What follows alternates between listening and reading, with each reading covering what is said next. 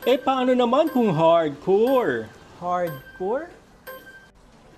Another episode of Fast Talk with Nax TV. It's nice to be back, Tito Boy. Ano bang topic natin ngayon? Well, sasabihin mo lang naman ang bagay na arawana sa bawat type ng keepers. Maganda yan, Tito Boy. Kaya lang, siguro ibabase ko na lang yung sagot ko.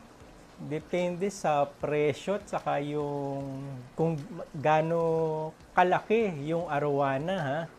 Let's begin! Beginner Arowana Keeper. Beginner, syempre nandyan yung Green Arowana, Banja Red, RTG, SHB RTG, saka HB RTG. Pwede na siguro nating isama dyan yung Australian Arowana. Intermediate. Sa intermediate, masasabi ko yung silver arowana at saka albino silver, no? Kasi malalaki yan kapag nag-mature na.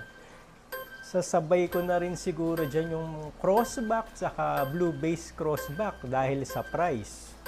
Advance. Well, syempre pag advance, nandyan na yung super red arowana. Medyo mahirap palabasin yung pagkapula niyan Sasama ko na rin sa advance yung 24K crossback kasi mahirap i-maintain yung pagka pure gold niyan. Paano naman kung hardcore? Hardcore? Ang hirap niyan, Tito Boy Siguro Arapaima kasi sobrang laki niyan. Kahit ako siguro hindi ko kaya alagaan yan pag malaki na Yung black arowana, hindi ba siya pang hardcore? Black arowana? Ba't mo naman naisip na pang hardcore yan, Tito Boy? Akala ko kasi pag hardcore, dyan ang galing yung once you go black, you will never go back. Grabe ka talaga, Tito Boy. Baka And there you have it, ma-NTRCB Nax tayo TV niyan. on Fast Talk.